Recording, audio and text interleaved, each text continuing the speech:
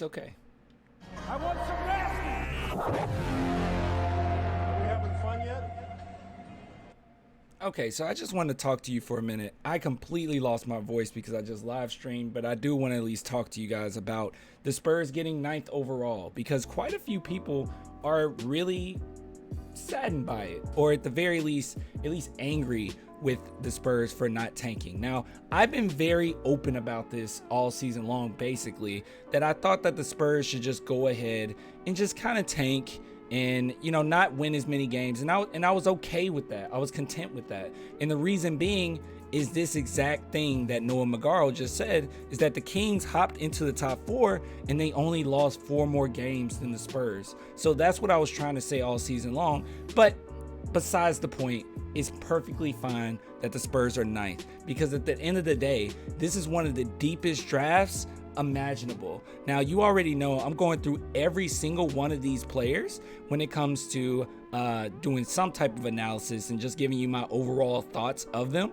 going into this draft that's no longer than how long is it? It's in a month. In a month and a few days, actually. June 23rd, I believe. So we're going to talk about quite a few players, but right out the gate, I just want to say that even though, excuse me, even though we're going to lose quite a few bits of talent here, I'm going to assume that these 4 are gone. Jabari Smith, Banchero, Chet Holmgren, Jaden Ivey. I'm going to assume they're gone. Shaedon Sharpe is up in the air. Not completely sure what's going to happen there. And Jeremy Sohan, he's probably one of my favorites, especially at the 9th spot if Shaedon Sharpe's not there.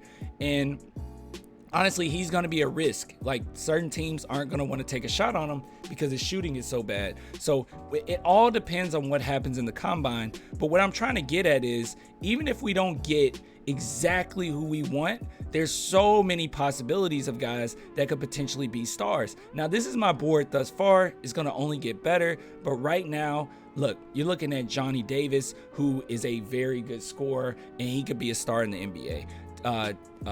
Eason, he's another guy that's probably one of the most ready players in the NBA. And then you have Sohan, who I love personally, and who a lot of Spurs fans want, Jalen Duren.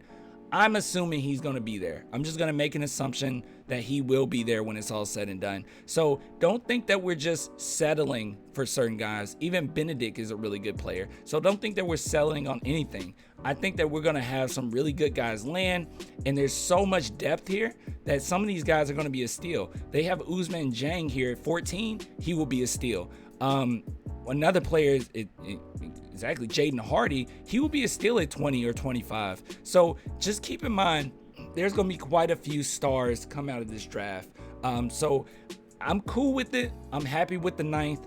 And I'm cool going forward. So don't get too upset. Don't get too wrapped into, oh my goodness, we didn't get a top 3 pick. This is a little unlike a lot of other drafts. Some of these guys aren't going to get picked with these top 7, and they're going to be a steal for any team that does get them. And keep in mind that sometimes with these players, they don't work out with certain teams, and then they just drop and they drop and they drop and they drop. And a lot of these teams don't work them out because they assume that they're not going to be available anyway. That's what happened with Keldon Johnson, and he just kind of landed right in our lap. So just calm down, relax. We have some really good picks here. We literally have a 9th, 20th, 25th, and a 38. And I'm even assuming that this 38 will be a steal. Like, if David Roddy landed at 38, I would be ecstatic, okay?